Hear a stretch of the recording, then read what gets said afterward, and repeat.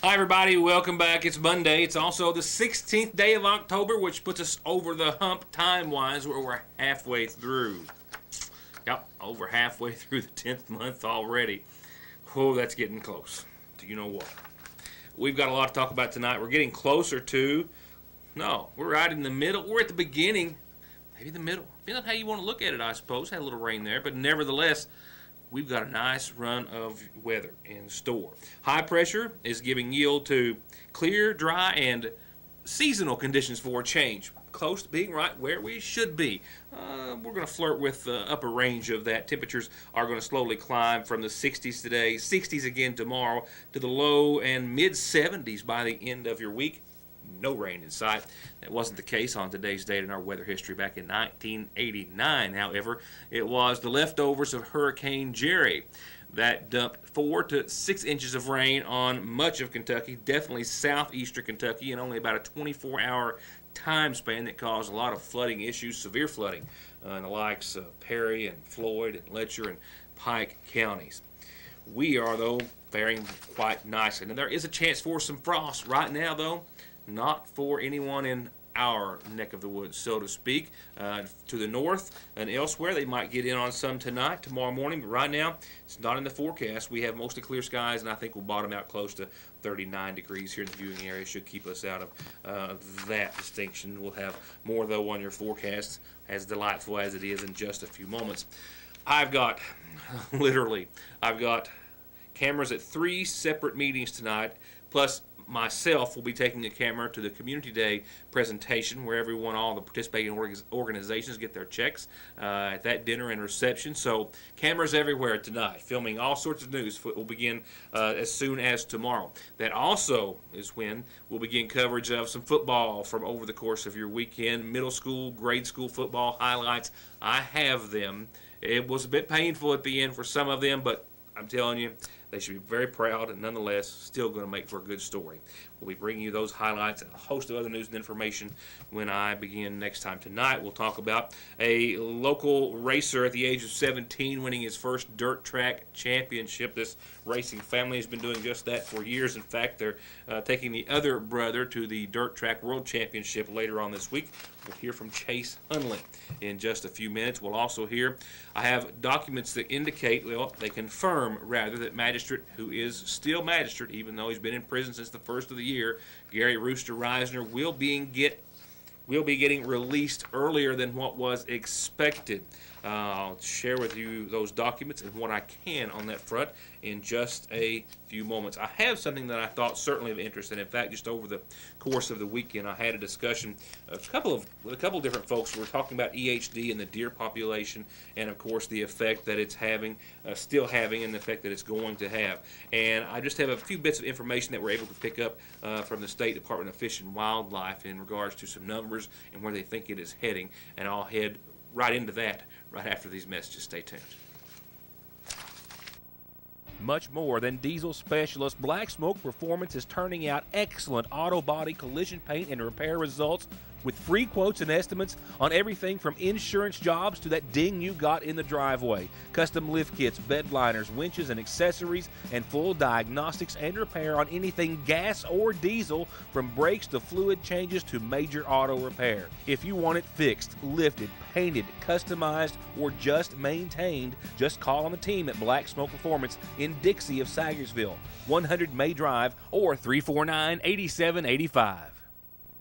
Parkway Pharmacy, now open earlier from 8 a.m. until 6 in the evening to better suit your schedule and lifestyle, and to help you get better and live a healthier life. And if allergies are bogging you down, they're armed with the very best in over-the-counter relief for adults and your children.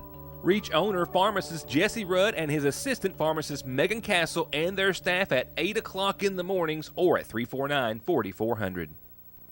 A tire more than 25% low, about 8 pounds, makes you 3 times more likely, and worn-out tires 11 times more likely to be in a tire-related crash. Don't take your or their safety for granted. Come in for a free inspection, 6 months no-interest financing, the best price and best selection at Conley Tire in Staffordsville. We are all human. Because we're not perfect, we tend to make mistakes. Unfortunately, some mistakes are severe and carry more consequences than others. If you have been hurt in a car wreck, a truck wreck, or because of someone's mistake, reckless or careless behavior, you deserve help with your medical expenses, lost wages, and serious permanent pain and injuries that you have been made to suffer and will continue to suffer for the rest of your life. If you have been injured, I can help. I'm attorney Don Wayne McFarland. Call me and let me go to work for you. 349-9000. They're rolling out big, beautiful truck bodies every day, the best America makes in steel and aluminum, with their largest ever local stock of angle, sheet, round, I-beam, expanded, steel, and aluminum in several different finishes for whatever you're working on. And if the dump body you're driving needs parts, they've got them in stock. And if you need a big project fabricated from scratch, they've got you covered at Logan in Salyersville since 1904. Episodic hemorrhagic disease, EHD, for obvious reasons, of course, has just been depleting and destroying the deer population in Kentucky, in eastern Kentucky as well now, for much of this year. Biologists and authorities with the Kentucky Department of Fish and Wildlife, from what I understand, do believe that it's on its way out in regards to the number of deer, which they have been monitoring for quite some time. The state, as I understand, was, and it was just exponential for so many weeks on end, but up to 800 deer per week at the height back just on a couple of actually last week, I guess it was, at the height of the reporting, deer to be found, determined to have been victims, if you will, or targets, if you will, however you want to refer to it, of EHD, and had died from that disease. The impact is still, of course, not going to be known until possibly next year or the year after as to the exact numbers, how much it's affected the population, but the outbreak says biologists with the Kentucky Department of Fish and Wildlife should start to decrease and numbers should start to wane. A couple of things I did note: Floyd County, of course, is one of the most hardest hit areas as far as the deer population is concerned. About 430 deer confirmed to have died from EHD in Floyd County. Magoffin County, much less than that. Statewide right now, about 4,300.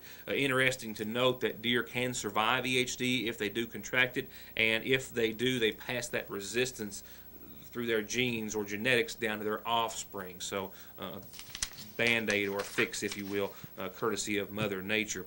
But it's also important to report that these numbers, as much has gone into tabulating those numbers. I don't have them for Kentucky in front of me, but I do know that just in speaking with a viewer, Terry Rao, a few weeks ago, he has spent much of the summer documenting in the Middle Fork area of Magoffin County just himself.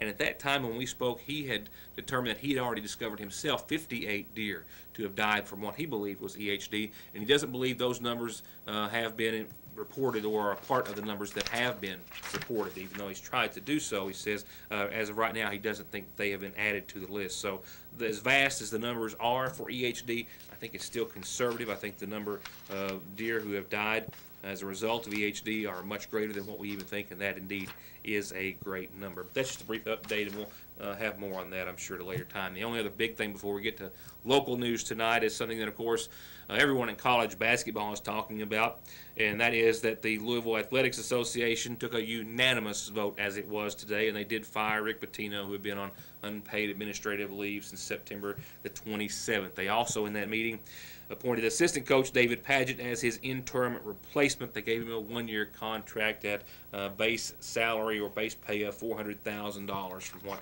I understand. But Pitino fired. His attorney was with him in the meeting and in the room, and of course they were contesting, even at one point saying that he had taken a lie detector test, which he had passed, indicating that he had not been a part of the scandal, but nevertheless the board moving as they were expected to do.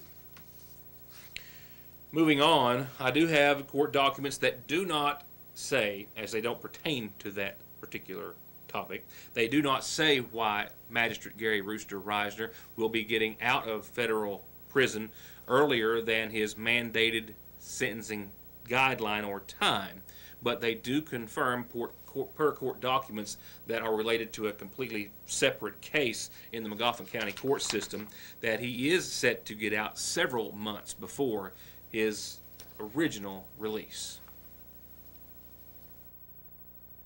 After being sentenced to more than 30 months in federal prison for, of course, vote buying, as I'm sure everyone well aware of, his original release date was set for September of 2018. But in court documents that I've obtained from a case in Magoffin County Circuit Court, a completely unrelated case where Gary Rooster Reisner is actually the plaintiff in the case, he was set to, or the case was set to go to trial, I should say, this coming January. However, his attorney has filed paperwork requesting that the case date or the trial date be moved, saying that he had filed a motion earlier to set the case for trial, as it was anticipated that Reisner wasn't going to be out until September of 2018, so they were going to go ahead with the trial this coming January, 8 months before. However, it's been later learned that Reisner has been accepted into only what's listed as a special program, and that his release date has been moved from September of 2018 to March of 2018. And in light of that development, his attorney was asking that the trial be moved from January up until the day after he is released from prison in order for him to be a part personally in that trial instead of just testimony or being brought here in federal custody and basically taken to the court to testify. They had asked for, that being his counsel, the date to be changed, but the judge had requested something in writing, which they have now received. That motion on Reisner's behalf to have his trial date moved was also accompanied by a letter from the Dismas Charities Incorporated business. It's a company out of Lexington that says that they have reviewed Gary Rooster Reisner's case and his registry information, and they are going to accept him into their Lexington program on March the 28th upon his official release from federal prison. It says a few details about the organization, saying that Reisner will be required to remain in-house for an initial orientation process. His family will be allowed visitation. He'll be given time in the community to conduct necessary business. They understand that this person's initial needs will be met through a gratuity prior to leaving the institution, and so forth.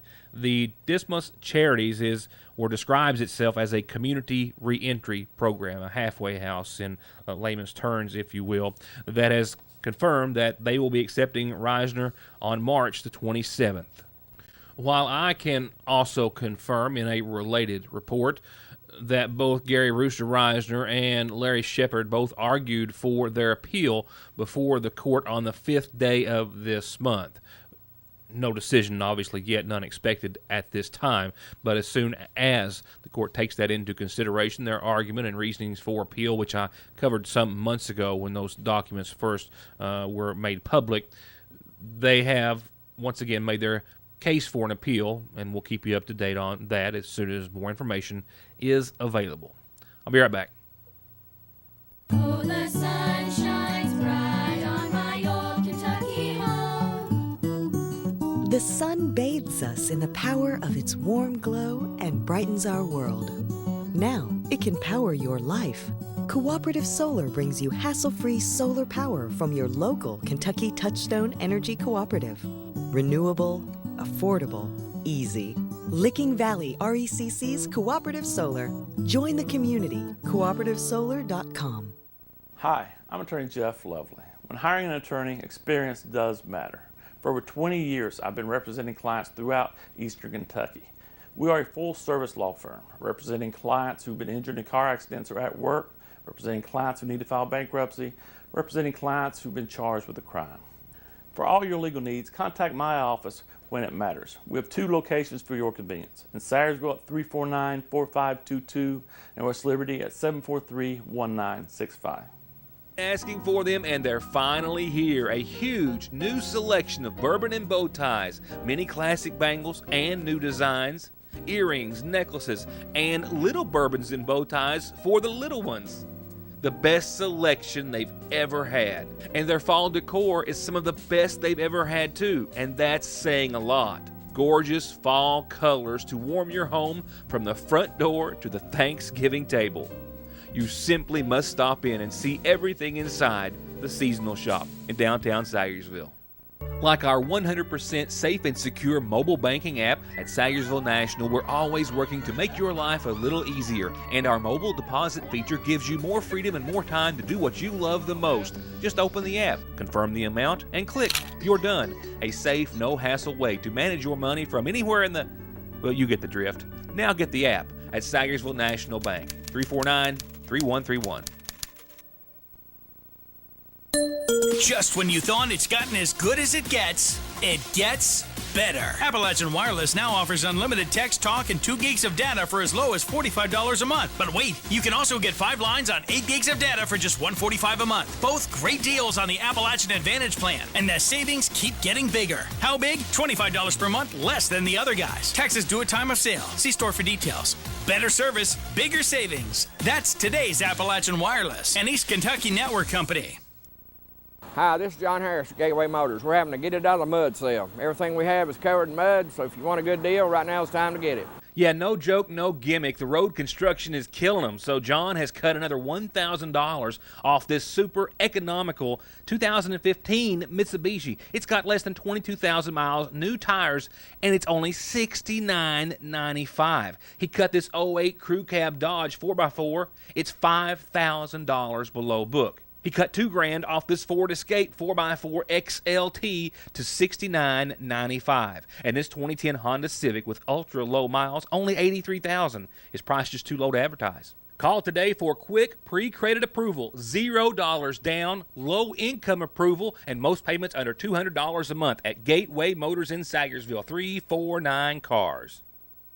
So I'm going to have a lot of sporting news for you this evening, and I've got some exciting football news to pass along to you tomorrow. Just a lot of edit, don't have it done. But tonight, one story that I began last week and got the last few tidbits that I had to have for it today. So we'll go on right now with that story, not just about a local young man, a local racer, hailed as one of the young guns taking on some veterans in the division of sport mod and dirt track racing, but also how it is, like racing often is, a family event that gets the Hunleys first to the flag, and as of last weekend, home with a championship. Chase Hunley, in only his second season in this particular division, now has a dirt track championship to add to his still very young and growing resume.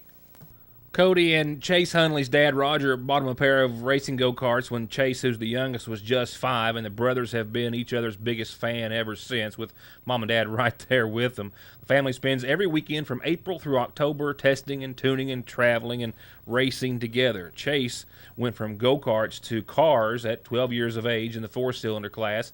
He's been running sports mod for the last 2 years, just wrapping up his second season. He was actually leading in points last year at the 191 Speedway when the Speedway closed for the season.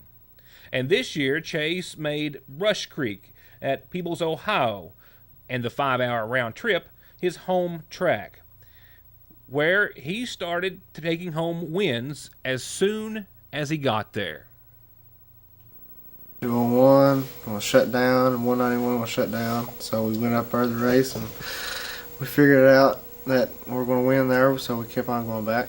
And as soon as Chase got to Brush Creek, he started taking home wins. And that didn't exactly make him the most popular person on the track. Oh yeah, there was a bunch of people that didn't like me and a bunch of people that did like me, so. And in addition to making new friends and not making new friends, he's also not done it without some injuries. 201 was a night where I broke my foot, hit the wall head on, and I still raced the whole race with a broken foot and using my heel. But in July, we was racing for a big race, had 40 cars, had 2 features, and the opponent, he got kind of a little mad, but it was all right. He took me out on the last lap, but I still won the race. And that by far wasn't the only race he's won. We'll say with a very excited mommy holding the phone shooting this video, and with over 20 wins in his still very young career, Chase went into the championship last weekend at Brush Creek, a teenager that was one of 4 cars in the run for the championship. Whoever won that last race was the champion at that track.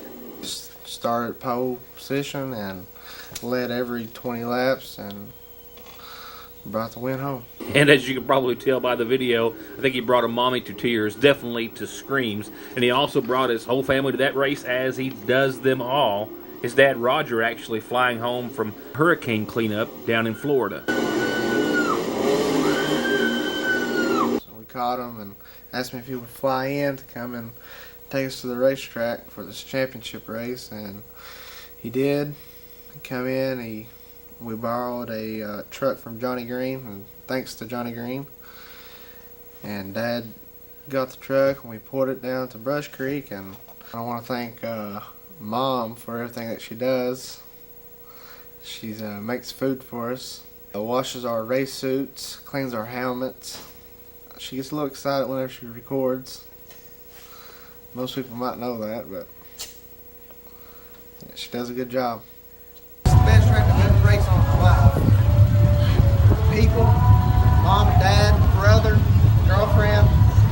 I got to thank the dad. He flew in on this when he was working down there with the hurricane hit. Still is. And I just appreciate everybody coming out and supporting us. Ladies and gentlemen, one more time, give him a round of applause. 2017 track champion.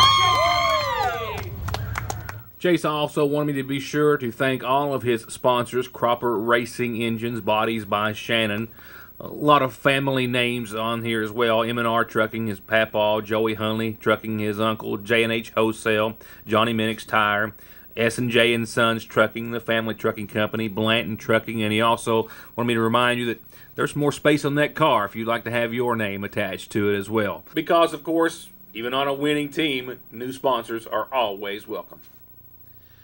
And while Chase's season might be over, and while his dad is back down south on hurricane cleanup duty, his mom, Shauna, and the brothers, no, they're not done yet. Actually, they're getting ready to head back out.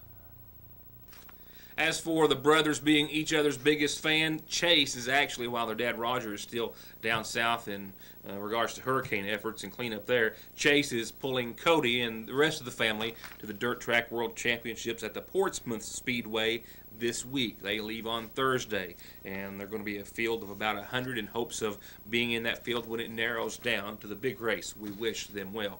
I wish you'll join us right here with more of your news today after this. As at least 1 out of every 5 people will likely get the flu this season, putting hundreds of thousands in the hospital and sadly proving fatal for another 50,000 more, now is the time for everyone 6 months and older to get their flu vaccination, so you'll be 60% less likely to have to worry about catching it. They've got flu shots ready, so all you have to do is come by and see the people who want to keep you from getting sick just as much as they want to make you well again when you are. Get your flu shot today at Hope Family Medical Center in Sagersville. And as you can well imagine, I think birthdays kick off tonight's community calendar, brought to you by McGoffin Farm Bureau. Carol Mullet, happy birthday, Carol, from Stephen and Rosalie and grandkids Michael and Morgan and a big bunch of family and friends. Happy birthday to you, Carol. And even though I might have misspelled his last name, so sorry, Jackie. Happy birthday, nonetheless, to Jackie Arnott Jr., it says. Love Uncle Paul and Aunt Lucy, who wish you the best. Happy birthday. McGoffin County's Safe Coalition, that's our substance abuse free environment coalition, is meeting this Wednesday at 11 for their monthly meeting at the McGoffin County Health Department. These meetings open to the public. The public is definitely encouraged and wanted to attend, so join them if you'd like to help support their cause. Don't forget the Spooktacular Christmas 5K is this Friday evening. Register at 6. Kids run starts at 6:15. Adults 6:30. Dress in Halloween or Christmas or both. All proceeds going to buy Christmas gifts for the kids after the Sagersville Christmas Parade. You can contact members of the Sagersville Hometown Christmas Committee there. 367-7700 is a good number to call. All you have to do is show up and register, have some great time to support a great cause. The Sagersville Masonic Lodge, another good cause here, is hosting a fishing tournament over at Paintsville Lake this coming Saturday, 7 a.m. All proceeds going to support their annual Coats for Kids drive. They'll be at Paintsville Lake, 7 a.m. when they blast off. Register that morning before. Get there a bit early. $100 per boat's all you got to have to enter. $500 for first place, other big cash prizes. These folks have been doing this just a bit longer than I've been doing the show. The 21st Annual United Way Golf Scramble is coming up Monday, the 23rd. At Stonecrest. Now, you can be a part of that. I think it's $360 per team, a par 3 golf scramble, and all proceeds going to help support the United Way, who supports like the Rescue Squad and our McGoffin County senior citizens and others. And I'd like to support your announcement or get it out there. You know what I mean. If you've got a birthday, anniversary, or your group, church, club, nonprofit, whatever has something that they need to put on the community calendar, you just have to get it to me. It's all it takes. Tell me. We'll tell everyone about it. Sadly, several funeral service announcements to pass along this Monday. The first in honor of 52-year-old Lita Jo Sloan Standifer of Mine Fork, who passed away on the 10th, preceded in death by her husband Randy. She's survived by a son, Brad Standifer, and daughters Lois Erie Lemaster and Tiffany Blanton. Visitation is this evening at the Flat Fork Church. Services will also be held at the Flat Fork Church beginning tomorrow afternoon at 1, while the McGoffin County Funeral Home is in charge of arrangements. 75-year-old Luster Ray Howes of Gun Creek Road passed away on the 13th, survived by his son Luster Ray Jr. and a daughter, Carolyn Thompson. Visitation is this evening at the Gun Creek United Baptist Church. Services will be held at that church in Luster's honor tomorrow at 1. The McGoffin County Funeral Home in charge of arrangements. 89-year-old Della Mae Collins of Half Mountain Road passed away on the 13th, preceded in death by her husband David. She survived by sons Vern and Davy Collins and daughters Pamela Warren, Hope Williams, Holly Collins, Darla Collins, and Denise Collins. Visitation will start after 6 tomorrow and lead up until services, which start Wednesday morning at 11. Visitation and services from the Sagersville Funeral Home in, once again, honor of 89-year-old Della Mae Collins. 65-year-old Gladys Tressie Howard of Buffalo passed away on the 14th, survived by her husband Dallas and daughters Trina Russell and Rebecca Sammons. Visitation is this evening, all day tomorrow. Services will begin in Gladys's honor Wednesday morning at 11, all from the McGoffin County Funeral Home. And we have 2 listings just in, both in which arrangements are still being made at this hour. 69-year-old Barbara Cole of Sagersville passed away on yesterday's date. Arrangements being made at this hour under the care of the McGoffin County Funeral Home and to be announced soon. Also, 51-year-old James Anthony Howard of Sagersville passed away on today's date. The McGoffin County Funeral Home is in charge of making those arrangements, which the family is doing, and we should have both of the arrangements, I believe, on tomorrow's program for both Barbara Cole and James Howard.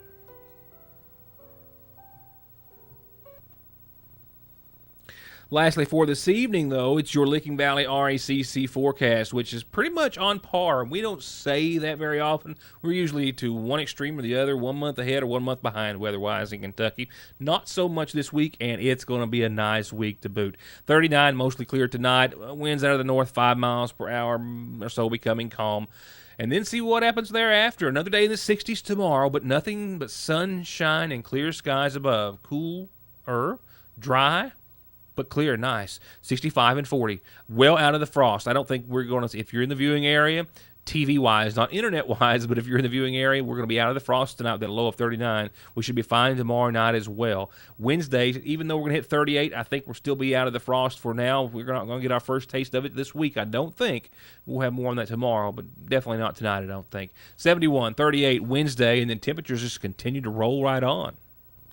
Rolling right on to 72 on your Thursday. A little fog rolling in late and early in the mornings, but otherwise gorgeous. 72 and 40 Thursday. 75 and 43 on your Friday. 78 and 45 on your Saturday. 77 and 45 on your Sunday. So all this week, all your weekend, temperatures climbing from the mid-60s again tomorrow, then to the 70s, and staying there until we get to 78, 77 for your weekend.